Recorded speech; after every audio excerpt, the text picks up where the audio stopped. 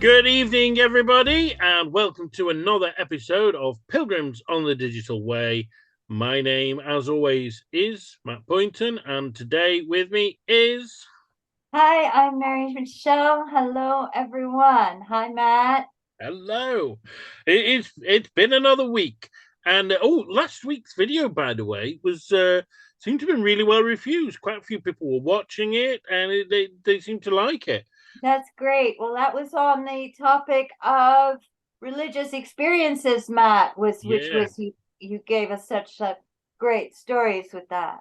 Yeah. In fact, I've got a comment. Okay, okay, go ahead. It's from a Lindsay shoot, and she left it on the YouTube channel, but she also sent it on one of the Facebook bits as well. So, okay, I've never been on a pilgrimage in the proper definition of the word, and not sure if I ever will.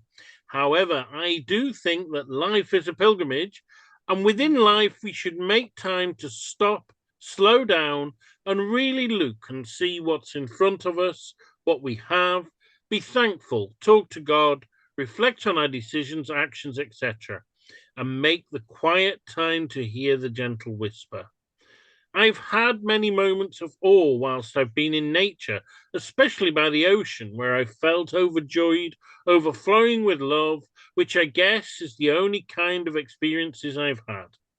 I don't think you can question the reality of experiences, they are personal and real to each of us. I agree that taking time out to reflect is key, and this is your pilgrimage, whether you're on a sacred pilgrimage or having a walk across the fields where you live. Just my rambling thoughts. Thanks for the posts. I really enjoy them. God bless, Lindsay. Wow, what a great comment. Thank you, Lindsay. That's such a great comment. And I remember thinking that actually during the week. And the comment just reminded me that I absolutely remembered and wanted to say that we can have these experiences anytime, anywhere. And certainly one place is in nature. And so thank you, Lindsay, for reminding us about that because often we're in nature with similar things going on. We've slowed down, we're going for a walk, we probably are in a more reflective, maybe receptive state of mind. That's reminding me something that happened when I was on a walk. That's fantastic, Lindsay. Thank you. And of course, the point, sorry, Matt, life is a pilgrimage. I've been wanting to say that this whole time. I just hadn't gotten around to it yet. But that's my absolute I love the allegory and the metaphor of life as a pilgrimage. Absolutely. Yeah, I've always said that pilgrimage is life in microcosm. I think it's true. I think we walk with some people for most of our lives. Other people we just Hmm. meet fleetingly, but they can still teach us great things. Yeah, I thought that was nice. I mean, the bit that stood out for me where she was talking about walking in fields near where you live. I grew up in a village, and for me, I've always said that God comes to us where we're most comfortable. And for me, if I imagine walking with God, it's always along an English country lane because that's what I did as a child. And I remember one of my early pilgrimages, and it wasn't a big one. It was just to a place called Walsingham, where there was a vision of Our Lady like 1,000 years ago. And you walk. It's a strange place because there are two shrines. There's a Catholic one and an Anglican one, and all Uh-huh. the pilgrims walk from one to the other. So and so I was walking along this country lane from the Catholic one to the Anglican one, and it felt like Jesus was walking with me, and it reminded me of a song that I often sing on pilgrimage called the Bread and Fishes. Um, and that's a lovely song. And maybe if we Oh ever do an yes, episode yes. about music, then I'll talk about that one. But There's a anyway, lovely link to that song, Matt, that we can share in the description. yeah, well, there is because there's a gentleman who did a recording of it, Yeah. and actually, I think that gentleman might get mentioned in today's discussion. But before we go on to that, what is the question for today? Okay, Matt, here's your question for today. I think it's a good one. Is there a downside to pilgrimages? Okay, it is a good one, isn't it? Because everybody talks about the positives and oh, There it's you so go. great. Oh, this Okay. is something you need to do, and but actually, is there a downside? Life. And you know, well, I guess yes, there is.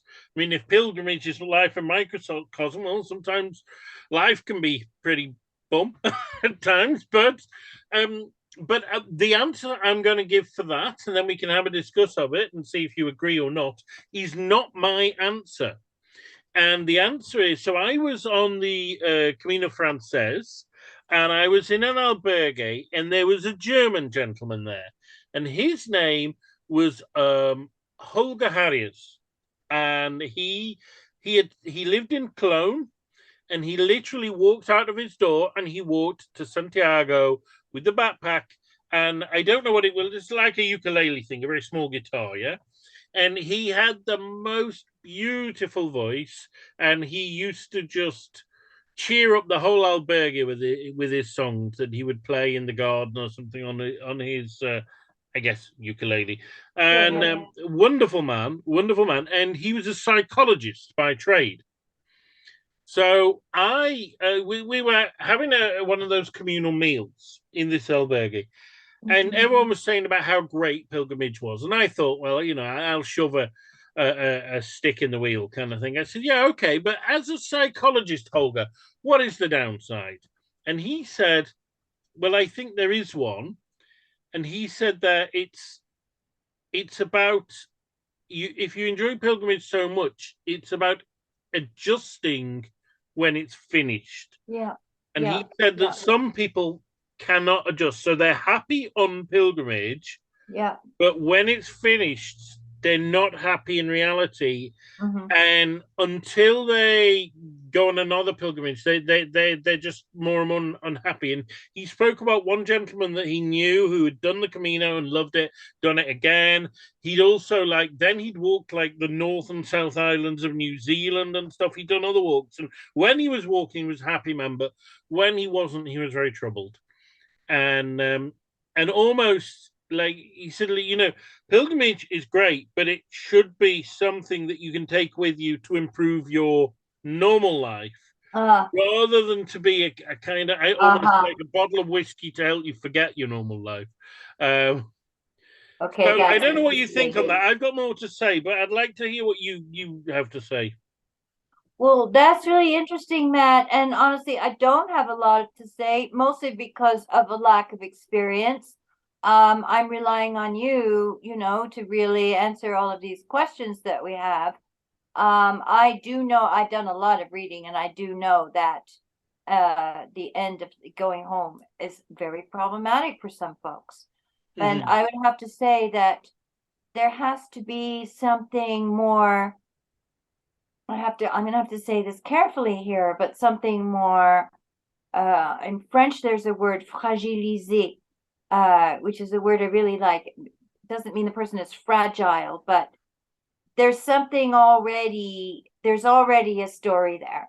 There's already something there that the pilgrimage is somehow adding to, opening up, inviting that person to, there's something that to be explored if that person's can't be happy at home. That I think that there's a story there that's deeper than just how much we can potentially love being on a pilgrimage. Um, that that there's a reason why we seek these experiences. We know this, and we agree, Matt, that it's for some greater purpose for most people. And I think that's very much tied into what you're saying about what it's like for people to actually be on the pilgrimage. Thank you. So I'm going to pass it back to you, Matt. Thank Okay, well, I've got a few things to say. First of all, Holger's story reminded me of a gentleman that I know, and his name is Christoph. And when I was a young man, so 19 years old, I went out to Israel and I was out on a kibbutz in Israel. And this Christoph was a guy I worked with, shared a room with him for a while really nice Swiss French guy. Yeah.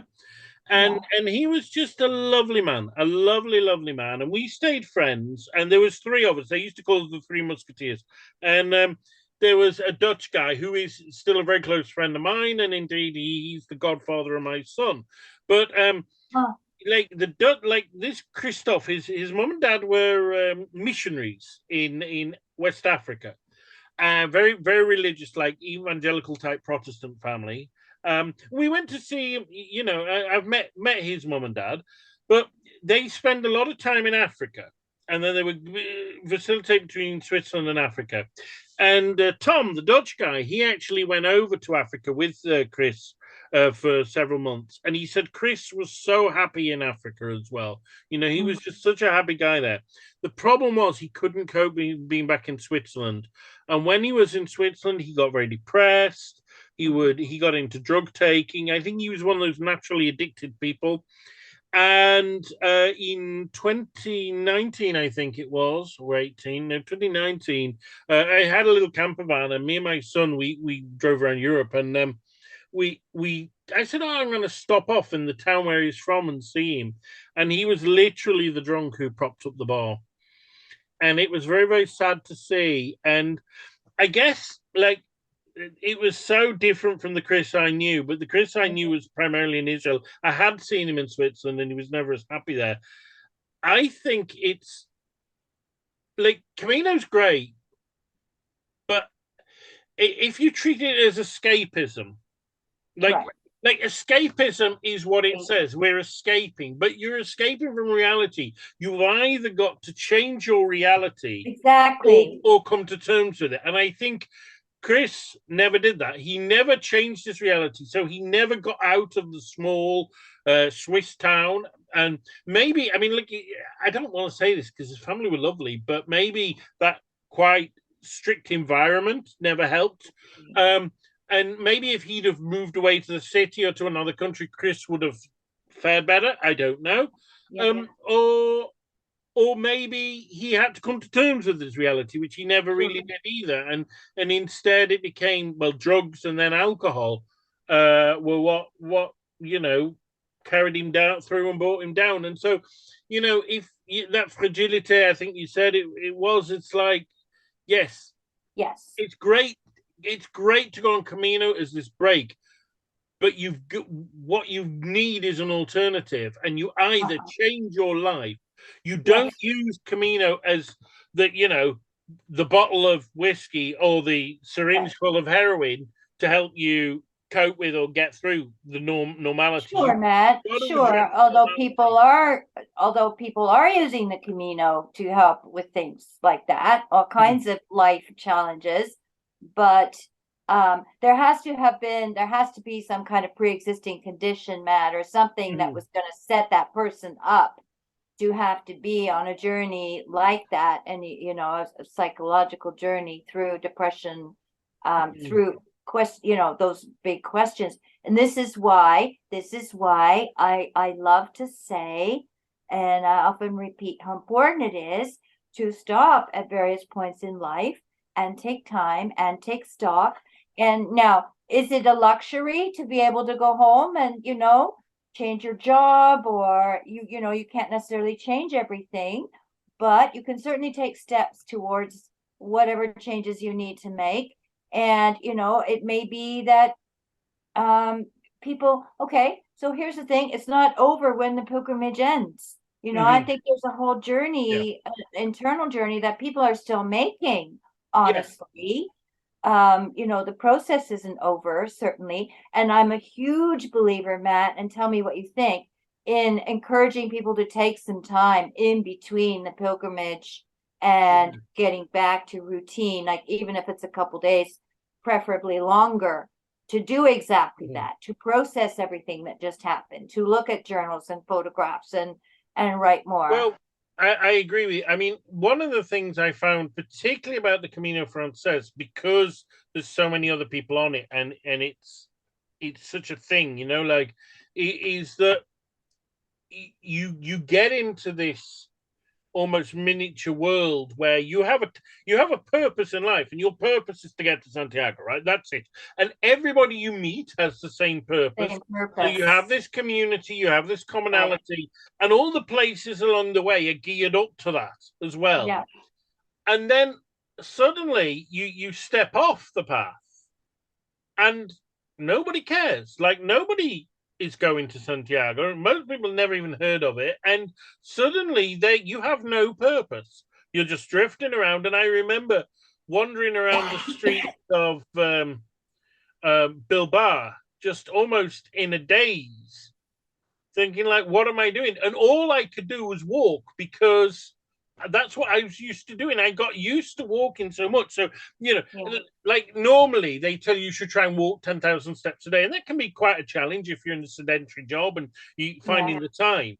And Camino, I thought was normally about 40 odd thousand steps a day for me.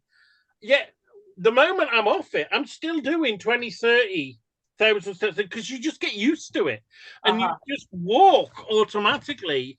But you're like, the purpose is gone, the community is gone, Okay. Okay. so I That think, makes sense. yeah, I think that adjustment is big. Um, and also, Yeah, I'd say that's huge actually, Matt. I mean, I'd love there to be some proper work done on this and like work on, because everybody tells you how to prepare for a Yeah. pilgrimage and what it's like on it and how Yeah. great it is. But actually, and maybe this is a topic for a future thing, like how do you live your pilgrimage after the pilgrimage? How do you reflect on it? I How think that's do you really important. put Yeah. those lessons into life? Because Yeah.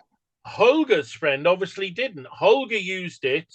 Holger, not Holger. Holger seemed to be very level-headed, but Holger's friend used it to forget about life and escape from that life. But he didn't seem to learn anything. So when he got back to normality, Right. he either hadn't learned that he had to change the normality, or he hadn't learned lessons to help him cope with it. And so he just the cycle continued. Got it. Yeah. Well, yeah, that's really interesting, Matt. Thank you for answering that very interesting question.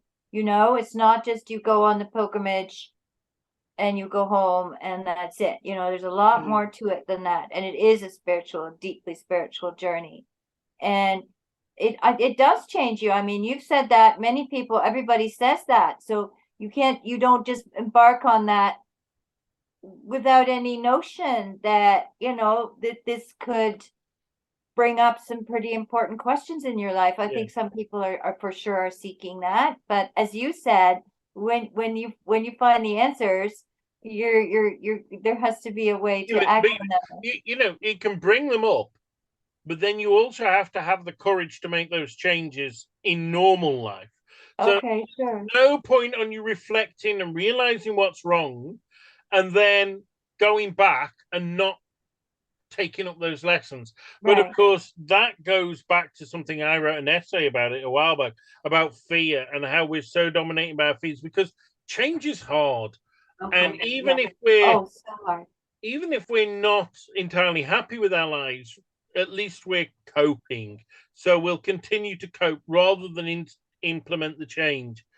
Um, Sure. I mean, that's a normal human mm, choice of behavior.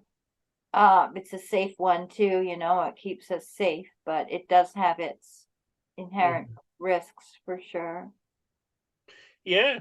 So I don't know. What I will say, the reason why I said about the music, because the pilgrimage song, by the way, and we'll perhaps finish on this. The pilgrimage song Oh was yeah, yeah. it's called Bread and Fishes, and it's by a Scottish singer called Alan Bell.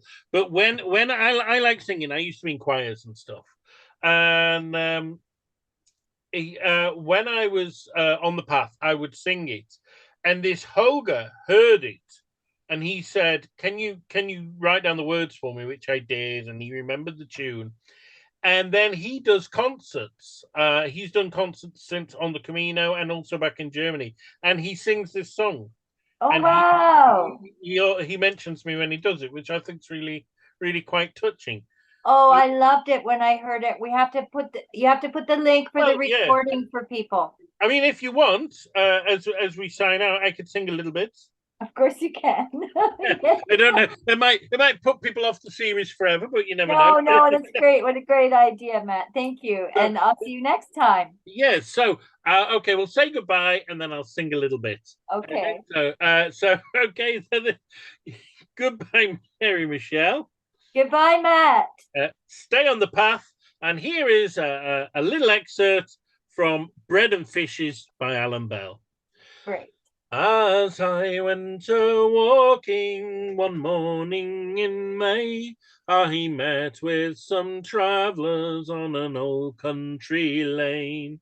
The first was an old man, the second a maid, and the third was a young boy who smiled as he said, with the wind in the willows and the birds in the sky, there's a bright sun to warm us wherever we lie. Well, we have bread and fishes and a jug of red wine to share on a journey with all of mankind. Lovely, Matt. Thank you.